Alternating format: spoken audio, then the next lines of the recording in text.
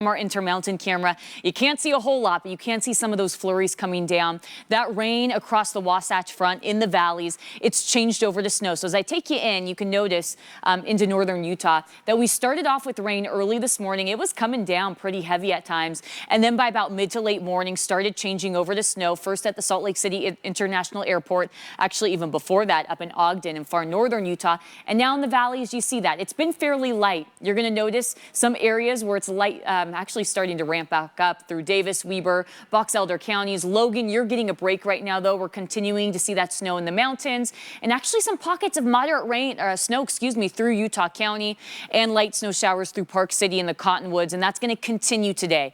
It might be on and off, so you might get a brief break, but be prepared for a snowy Thursday. And even down in southern Utah, we have that rain and snow ramping up. Moderate rain showers through St. George, and then that pink indicates that rain and snow mix with rain showers in Cedar City. But as that cold front slides through, you're going to notice those cold temperatures. They're going to start to dip, and that's when you see that rain changing over to snow. In St. George, though, you'll stay as rain. Low 30s in Salt Lake City, but that's feeling much colder than that because of that cold air spilling in.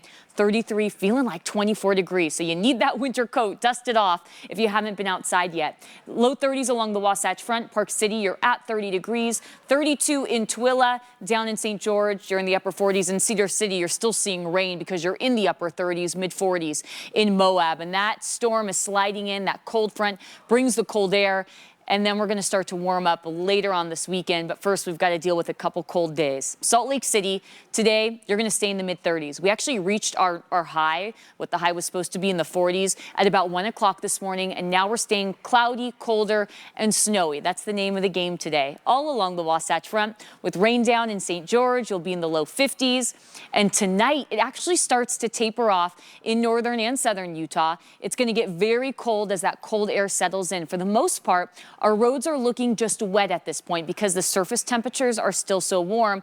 But early tomorrow morning, that all goes out the door. We're going to be seeing some big-time travel impacts Friday morning. But winter driving for much of today, even though the roads are just slick and wet, it's still a little bit dangerous out there. The concerns, I-15, I-80, I-70, and also all of our higher elevation routes. They're going to be a mess later on today. Now, early tomorrow morning, it gets so cold that it's going to be slick and icy out there. And here's the thing, possibly seeing a lake effect snow event early Friday morning impacting Salt Lake, Davis counties, and also possibly northern Utah County, where we could see several more inches of snow. So let's take a look at the timeline of that. Snow showers continue at about 4 o'clock. It's really going to start to ramp up through Utah County. We'll see snow through our central and southern mountains, rain down in St. George. It tapers off tonight, but then we're going to start to see some of that snow ramping back up by about dawn tomorrow, impacting folks on the roads along the Wasatch Front and also up in the mountains. We start drying out Friday evening. So snow totals are going to be anywhere